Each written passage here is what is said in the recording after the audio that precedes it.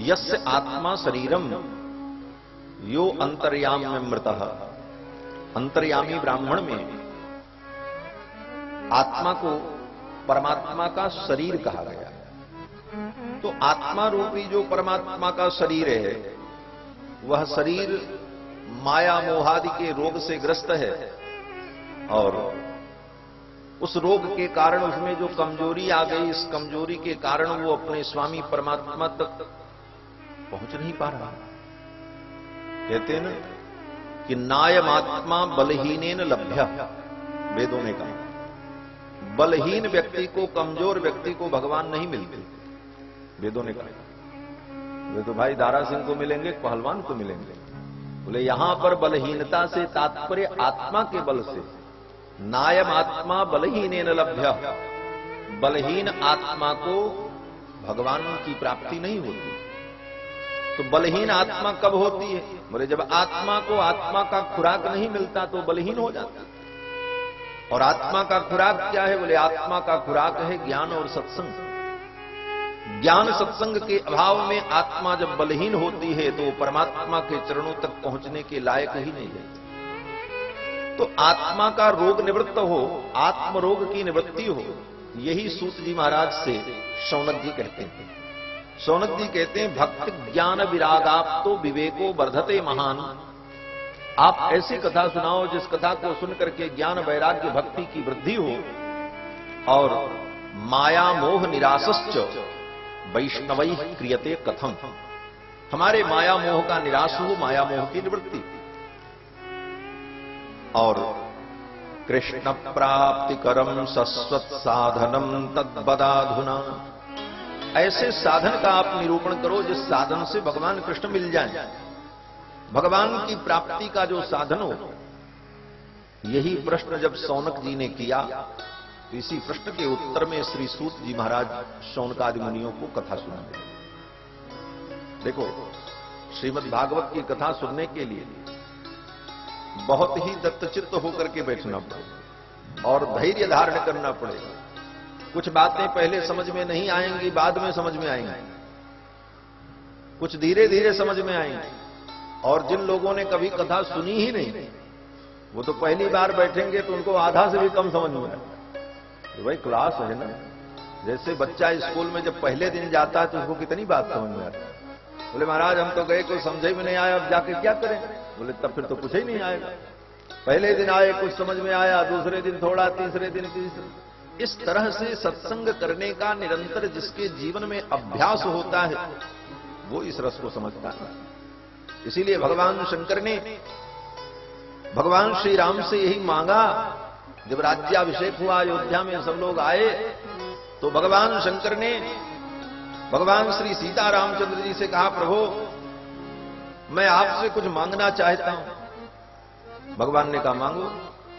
तो भगवान शंकर ने कहा कि बार बार बर मांगहूं हरस देव श्री रंग पद सरोज अनपायनी भक्ति सदा सत्संग।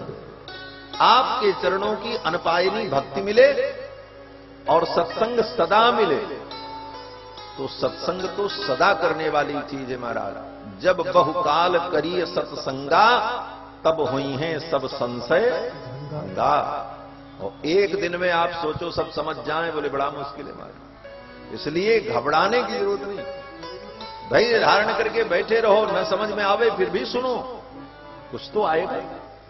और फिर धीरे धीरे जब समझने का ढंग आ जाएगा फिर तो अपने आप इशारे में ही सब कुछ समझ में आ जाएगा। थोड़ी बात कही जाएगी, आप अपने आप समझ लोगे उसका मतलब क्या है। तो कथा सुनना भी एक बहुत बड़ा गुण है हमारा, ये विकसित करना पड़ता है। जब ये विकसित हो जाता है फिर देखो इसका क्या मजा होगा। इसलिए दत्तचित्त होकर बातों को सावधानी पूर्वक सुनेंगे तो जीवन में समझने लायक बहुत सारी बातें मिलेंगी और हमारा जीवन मंगलमय होगा। शौनक जी महाराज ने सूत जी से जब प्रश्न किया तो सूत जी महाराज बड़े प्रसन्न हुए। सूत जी ने कहा हे मुनियों, आपके प्रश्न को सुनकर के मेरे चित्त में बड़ी प्रसन्नता हुई, क्योंकि आपको भगवान की कथा से प्रेम है। प्रीति शौनक चित्ते ते यतो बच्मि विचार्य च। हे शौनक, तुम्हारे हृदय में भगवान के प्रति प्रीति है, इसलिए मैं तुमको कथा सुना रहा हूं। हमारे पूज्य गुरुदेव भगवान कहा करते कि ये वाक्य जो सूत जी महाराज कह रहे हैं कि मैं तुमको क्यों कथा सुनाऊंगा, सच पूछो तो कथा सुनाने का यही आधार है। प्रीति शौनक चित्ते ते यतो बच्मि विचार्य। कथा इसलिए नहीं सुनानी है कि कथा सुनने वाला बहुत धन दे देगा। कथा इसलिए नहीं सुनानी कि कथा सुनने वाले से मेरा कोई स्वार्थ सिद्ध हो। कथा सुनने और सुनाने के मध्य में जो मूल कारण होना चाहिए, वो कारण यही है भगवत प्रीति। इसीलिए शौनक जी कहते हैं तुम्हारे हृदय में भगवान के प्रति प्रीति है और श्रद्धा है, इसलिए मैं तुमको कथा सुना। प्रीति शौनक चित्ते ते यतो वच्मि विचार्य च। सर्व सिद्धांत निष्पन्नम संसार भयनाशनम। समस्त सिद्धांतों का जो सार है वो मैं तुमको सुना रहा हूं। बंधुओं, श्रीमद् भागवत महापुराण संपूर्ण सिद्धांत का सार है। संपूर्ण सिद्धांत क्या? बोले हमारे सनातन धर्म में जितनी बातें हैं, कर्मकांड का सिद्धांत अलग है, योग का सिद्धांत अलग है, उपासना का सिद्धांत अलग है, तंत्र का सिद्धांत अलग है, लेकिन सब सिद्धांत का जो निस्पंदन है, उसका जो रस है जो गार के निकाला जाए, अंत में सबका निष्कर्ष यही है कि माया मोह की निवृत्ति हो और हम भगवान को प्राप्त करें। भगवान को प्राप्त करना, भगवत तत्व को समझना, यही सबका सार है। कर्मकांड भी अंत में यही कहता है कि भाई केवल प्राणायाम, आत्मन विनियोग और अनेकानेक देवताओं का पूजन, मंत्रोच्चारण, वो क्रिया मात्र ही लक्ष्य नहीं है। उन क्रियाओं के द्वारा नियमित कर्मानुष्ठान करते करते हमारा अंतःकरण शुद्ध होता है। अंतःकरण माने मन, बुद्धि, चित्त, अहंकार, इन चार को अंतःकरण कहते हैं।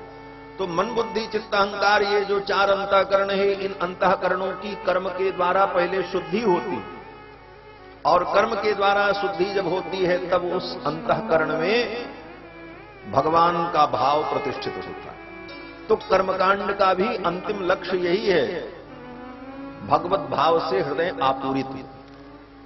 योग का भी यही अंतिम भाव है। यम, नियम, आसन, प्राणायाम, प्रत्याहार, धारणा, ध्यान, समाधि के द्वारा अष्टांग योग में, समाधि में पहुंच करके वहां भी अंत में अपनी बुद्धि में, अपने अंतःकरण में भगवान का दिव्य दर्शन ध्यान के द्वारा करना, यही योग का लक्ष्य। तो वहां भी अंत में पर्यवसान भगवान में। ज्ञान भी, ज्ञान मार्ग में भी अंत में भगवान में ही सब कुछ जाकर के पर्यवसान को प्राप्त होता है। भक्ति मार्ग भी है। तो जितने सिद्धांत हैं, सब सिद्धांत अंत में जाकर के भगवान में ही पूर्णता को प्राप्त करते हैं। इसलिए भगवत तत्व का वर्णन, भगवत तत्व का चिंतन, भगवत तत्व का विचार, भगवत तत्व का अनुभव, यही सब सिद्धांतों का सार है, अंतिम सार यही। इसीलिए कहते हैं सर्व सिद्धांत निष्पन्नम संसार भयनाशनम। संसार के भय का नाश करने वाला तो यही सिद्धांत है। संसार में भय क्या है? बोले हर आदमी डरा हुआ है। क्यों डरा है? बोले पूछ लो सबसे, कोई ऐसा आदमी बताओ जो निर्भय हो। सब डरे हुए। किस बात का डर है? बोले किसी को डर है कि हम मर न जाएं, किसी को डर है हमारा व्यापार नष्ट न हो जाए, किसी को डर है आज बहुत बढ़िया है कल क्या होगा। कहीं न कहीं सबके मन में एक आकस्मिक भय व्याप्त है, और उस आकस्मिक भय से हर प्राणी भयभीत है। और वो भय हमारे अज्ञान के कारण संसार के चाकचक्य को देख करके हम जो इसी को सब कुछ मान बैठे हैं, इसके छूटने का भय व्याप्त, कहीं ये छूट न जाए, ये चला न जाए, और जाएगा जरूर, इसको कोई रोक भी नहीं सकता। लेकिन उसका भय हमारे अंदर जो व्याप्त है, इस कारण से हर व्यक्ति भयभीत है। अगर विचार करो तो दुनिया में कोई भी परेशानी का मूल क्या है? हम कहते हैं महाराज हमारा इतना लाख रुपए डूब गया, इतना करोड़ डूब गया। बोले जिस दिन तुम दुनिया चले जाते उस दिन भी तो तुम्हारा सब यही छूटता। लेकिन उसको हम छोड़ना नहीं चाहते थे, इसलिए वो भय हमें लगा। बोले महाराज हमारे फलाने रिश्तेदार मर गए, हम बहुत दुखी। बोले उस दुख का कारण क्या है? बोले वो तो निश्चित मरते, आज नहीं तो कल मरते, मरना तो था। और कोई किसी के साथ नहीं मरेगा, सब अपने अकेले अकेले मरेंगे, अकेले अकेले आए, कोई किसी के साथ भी नहीं जाएगा। जो अवश्यम भावी है, संसार की हर वस्तु, हर व्यक्ति, हर पदार्थ नाशवान है, सब छूटेगा, कोई नहीं रहेगा। फिर भी हम उसे जानते हुए भी हम उसको नित्य मान रहे हैं, जानते हैं कि ये सब नाशवान है और छूटेगा, फिर भी हम चाहते हैं न छूटे, और झूठता है तो दुख होता है। तो इस प्रकार से कहीं न कहीं हर व्यक्ति भयभीत। विद्यार्थी परीक्षा देके आ रहा है, डरा हुआ फेल न हो जाए, उसको वही डर है। दो ही होगा, या तो फेल होगा या तो पास होगा। कितने फेल होंगे, कितने पास होंगे। तो इस प्रकार से संसार में कहीं न कहीं हर व्यक्ति भयाक्रांत है, और उस भय का मूल केवल है कि संसार को हम सत्य मानकर, इसी को सब कुछ मान करके, यहां की सत्ता का, यहां की वस्तु का ही हम विश्वास करके बैठे हैं, उसी को सर्वस्व मान बैठे हैं। इसीलिए हमारे अंदर भय व्याप्त है, और इस भय की निवृत्ति एक सेकंड में भी हो सकती है और जीवन भर नहीं हो सकती। एक सेकंड में ऐसे हो सकती है कि मन को समझा लिया जाए कि भाई हमारा कुछ था ही नहीं, यहां तक कि अपना शरीर भी अपना नहीं है, यह भी अपने वश में नहीं है। जब हम चाहें तब हमको नींद नहीं आती, जब चाहें तो हम जग नहीं पाते, जब हम जो चाहें तब वो हमारे शरीर में नहीं होता। तो जब हमारा शरीर ही हमारे वश में नहीं है, तो दुनिया का कोई व्यवहार हमारे वश में कैसे हो? इन बातों को अगर ठीक ठीक हम समझ लें तो संसार में कहीं किसी प्रकार का कोई भय नहीं है, हम निश्चिंत रहें, कोई टेंशन नहीं। लेकिन ये कब होगा? जब भगवान की पावन लीला को सुन करके, भगवान की कथा सुन करके हमें ये बोध हो जाएगा भगवान ही सत्य हैं, बाकी सब जगत बेकार। उमा कहो मैं अनुभव अपना, सत हरि भजन जगत सब सपना। सपने में करोड़ रुपए मिला, जागने के बाद एक को नहीं था, तो उसके लिए तो कोई नहीं रोता है भाई। सपने में करोड़ रुपए मिले और जागने के बाद 1 रुपया नहीं, तो उस रुपए के लिए कौन रोता है? जानता है कि वो अपना नहीं था। उसी प्रकार जब हम जान लें कि ये जगत भी सपना ही है और है, भगवान कहते हैं कि उमा कहो मैं अनुभव अपना, और सत हरि भजन जगत सब सपना। तो जगत जब स्वप्नवत है, तो जैसे स्वप्न का हानि लाभ जागने के बाद कोई महत्व नहीं रखता, उसी प्रकार जगत का भी हानि लाभ हमारे लिए कोई महत्व नहीं रखेगा, और उससे होने वाला जो दुख है उस दुख से हम मुक्त होंगे। सूत जी महाराज कहते हैं, हे मुनियों, सर्व सिद्धांत निष्पन्नम संसार भयनाशनम, संसार के भय का नाश करने वाला जो ज्ञान है वो मैं तुम्हें बताता। सूत जी महाराज कहते हैं कि काल व्याल मुख ग्रास त्रास निर्णाश हेतवे। काल रूपी ब्याल के मुख के हम लोग ग्रास बने हुए, काल के मुख में ही बैठे हैं। बस काल अपना जब मुख बंद कर ले, वो भी हमको आपको पता नहीं। कोई ऐसा व्यक्ति नहीं जो काल के मुख में न हो। क्यों? बोले काल सब जगह है, काल की व्यापकता तो सर्वत्र है, व्यापक तत्व है, और काल के मुख में ही हम आप लोग बैठे हैं। बस काल अपना मुख बंद कर ले, इतना ही तो होना है। और कब कहां काल किसका मुख, किसको अपने मुख का ग्रास बना करके मुंह बंद करेगा, इसका किसी को पता भी नहीं। काल ब्याल मुख ग्रास, काल रूपी ब्याल के मुख के हम ग्रास बने हैं, फिर भी संसार को सत्य ही मान करके बैठे। सूत जी कहते हैं काल ब्याल के मुख के ग्रास बनने के बाद भी हमारे जीवन में भय न हो, निर्भयता आ जाए, यही भागवत तत्व है। सूत जी कहते हैं, हे मुनियों, श्रीमद् भागवतम शास्त्रम कलौ कीरेण भाषितम।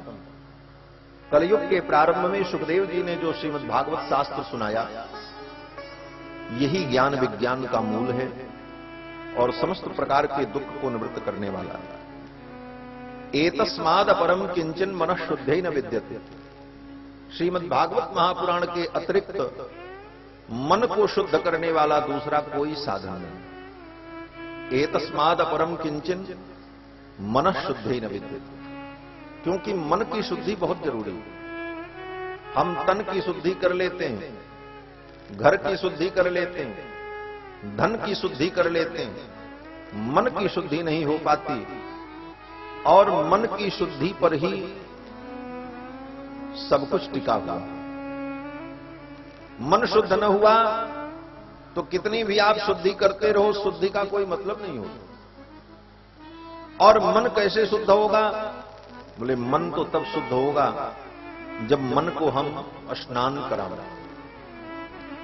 शरीर को तो स्नान करा करके शुद्ध कर लेते हैं, बोले मन को कहां स्नान करावें? बोले मन को जब भगवान की कथा गंगा में स्नान कराओगे तब मन शुद्ध होगा। कहते हैं ना, मन करि विषय अनल बन जरई, सुखी होई जो यही सर परई। मन रूपी हाथी को, ये मन रूपी हाथी जंगल में लगी हुई आग से तप रहा।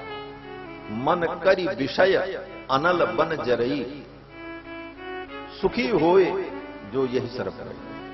जब सत्संग के सरोवर में, सत्संग के जल में आकर के ये मन डुबकी लगाता है, तब इसे सुख मिलता है और ये पवित्र होता है। इसीलिए वेदव्यास जी कहते हैं, एतस्माद् अपरम किंचन मनः शुद्धे न विद्यते।